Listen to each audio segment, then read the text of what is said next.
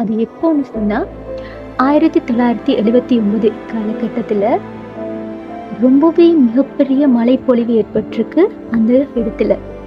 அப்போது அது எந்த பெரிய மழைப்பொழிவுன்னு சொல்லி நாங்கள் சொல்லணும்னு சொன்னால், அங்கே இருக்கிற இடமே ஒரு பாலைவனம் மாதிரி மாறி இருக்கு. அதாவது எல்லாமே அழிஞ்சு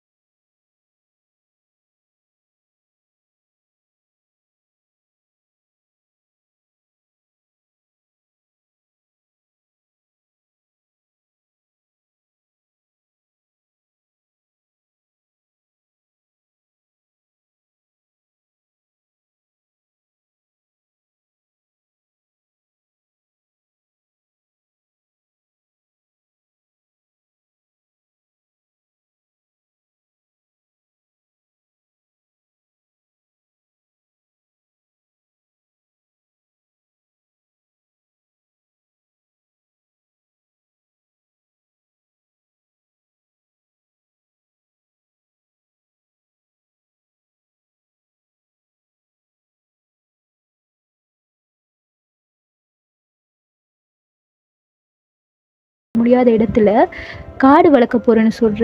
நம்ம இடத்துல நடந்தது உனக்கு என்னன்னு தெரியும் தானே? இப்போ இருக்கிற காலகட்டத்தில் நம்ம இடத்துல ஒரு செடியை வளர்த்துருக்கிறதே ரொம்ப கஷ்டம். இப்படி இருக்கும்போது நீ காடு வளர்க்க போறியா? படிக்கிற வயசுல படிக்காம என்ன காடு அப்படின்னு சுத்திக்கிட்டு திரியிற அப்படின்னு சொல்லி ரொம்பவே அசிங்கப்படுத்தி அனுப்பியிருக்காங்க. இதனால மனமுடைஞ்சு போன ஜாவித் மனமுடைந்து மட்டும்தான் போனாரு. ஆனா அவருடைய முயற்சியை அவர் கைவிடல. என்ன பண்ணியிருக்காரு, இவங்க கிட்ட ஹெல்ப் கேட்கலாம், எந்த ஒரு பலனும் இல்லை அப்படிங்கிறத முடிவு பண்ணி அவரே அந்த இடத்துல சின்ன சின்ன விதைகளை நட்டு வச்சிருக்காரு. அப்போ மக்கள் எல்லாருமே ரொம்பவே கேலி பண்ணியிருக்காங்க. செடி முளைக்காத இடத்துல நீ காட்டை உருவாக்க போறியான்னு ரொம்ப கேலி பண்ணியிருக்காங்க. அது கூட எதுவுமே கண்டுக்காம ஜாவித் அப்போ அந்த விதைகளை நட்டு வச்சிருக்காரு. அவருடைய நம்பிக்கை அந்த விதைகள்ல இருந்திருக்கு. அப்போ ஒரு 2-3 நாள் ஆகுது. ஆனா எந்த விதைகளுமே முளைக்கல. ரொம்பவே மன முடிஞ்சு போய் கவலைக்குட்பட்ட ஜாவித் என்ன பண்றாரு, கஷ்டத்தோட தூங்குறாரு. அடுத்த நாள் விடியுது. அப்போ நிறைய முகங்கள் ஜாவித்துக்கு முன்னால வந்து நிக்குது.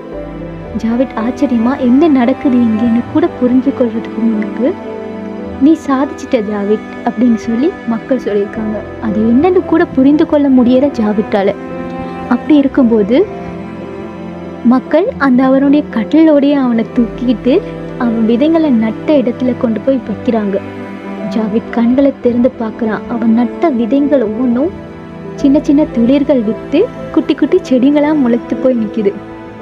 அந்த நிமிஷம் அவ்வளோ பேரும் வெறுத்து அசிங்கப்படுத்தி கேவலப்படுத்தின ஒவ்வொரு விஷயங்களும் அவனுக்கு மறந்து போய் அவன் பெரிய ஒரு சந்தோஷத்தை அவன் அனுபவிச்சிருப்பான்.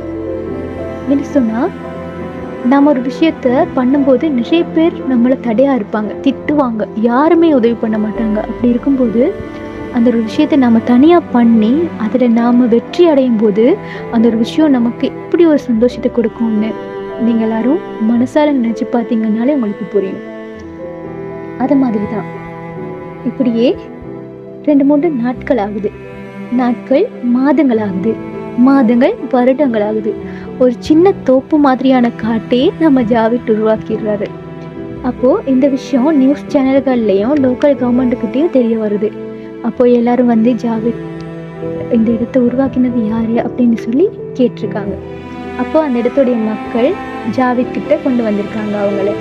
அப்படி வந்த ஒருத்தர் என்ன பண்ணியிருக்காரு, நான் உன்னை இதுக்கு முன்னுக்கு எங்கேயோ பார்த்த மாதிரி இருக்குன்னு சொல்லி கேட்டிருக்காரு. அப்போது ஜாவித் சிரிச்சுக்கிட்டே ஒரு பதில் சொல்லியிருக்காரு, எனக்கு 16 வயது இருக்கும்போது நான் உங்கள் எல்லார்ட்டையும் ஹெல்ப் கேட்டு வந்தேன். வன விலங்குகளை பாதுகாக்கணும், காட்டை உருவாக்கணும், இதுக்கு உங்களால் முடிஞ்ச உதவி பண்ணுங்கன்னு சொல்லி கேட்டு வந்தேன். அப்போது நீங்கள் யாருமே எனக்கு உதவி பண்ணலை. அப்போது திரும்பி வந்த பையன்தான் நான் அப்படின்னு சொல்லியிருக்காரு. இதை கேட்டு அங்கே இருந்தவங்க ஒவ்வொருவரும் ஜாவித்திட்ட மன்னிப்பு கேட்டிருக்காங்க. நாம் அப்போ உதவி பண்ணாதது ரொம்ப பெரிய தப்பு தான், ஆனால் இதுக்கப்புறம் நீங்கள் நடுற ஒவ்வொரு மரத்துக்கும் எங்களால் முடிந்த உதவியை நாங்கள் பண்ணுவோம்னு சொல்லி பண உதவிகளை செஞ்சுருக்காங்க. ஜாவித் சும்மாவே அவருக்கு ஒரு காட்டை உருவாக்குறதுக்கு இவ்வளோ கஷ்டப்பட்டார். பண உதவியும் கிடைக்கும் போது அவர் என்ன பண்ணுவார், அவருடைய எண்ணம் என்னன்னு சொன்னால், தனக்குன்னு அந்த பணத்தில் ஒரு துளி கூட செலவு பண்ணாமல் அந்த பணத்தில் விதைங்களை வாங்குறதும் செடிங்களுக்கு தேவையான விஷயங்களை செய்கிறதுலையுமே தான் குறியாக இருந்தார். இது மூலியமாக அவர் வேறு சின்ன சின்ன விதங்களை வாங்கி நிறைய மரங்களை உருவாக்க முயற்சிப்பட்டார். அப்படி அவர் ஒரு அழகான ஒரு காட்டையும் உருவாக்கி அதில் அந்த காட்டில் நடுலையே தனக்கு ஒரு அழகான வீட்டை அமைச்சு அங்கேயே கால்நடைகளை வளர்த்து தனக்கு தேவையான விஷயங்களை தான் பண்ணிக்கிட்டு இருந்தார். அதாவது கால்நடைகளை வளர்த்து அதுலேருந்து வர பாலை விற்று அது மூலயமா தன்னுடைய வீட்டு செலவுங்களை பார்த்து ரொம்பவே சந்தோஷமான வாழ்க்கையை பார்த்துக்கிட்டு இருந்தார். ஆனால் ஒரு மனுஷன் சந்தோஷமாகவே ஒரு விஷயத்தை மூவ் பண்ணி போக முடியாது, உங்களுக்கு தெரியும். அது மாதிரி தான் அன்னைக்கு இரவு ஜாவித்துக்கு நடந்ததும். அதாவது அவர் எந்த விலங்குகளுக்காக இந்த காட்டை உருவாக்கினாரோ அதில் ஒரு மிருகமான புலி அவருடைய கால்நடைகள் அனைத்தையுமே வேட்டையாடி அவர் ரொம்பவே கஷ்டத்துக்குட்பட்ட ஒரு நிலைக்கு உட்படுத்தியிருக்கு.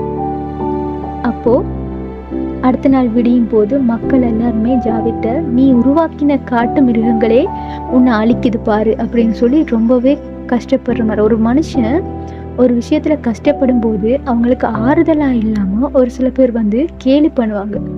அது ரொம்பவே கஷ்டமான விஷயம். அப்படித்தான் அன்னைக்கு ஜாவித்க்கும்.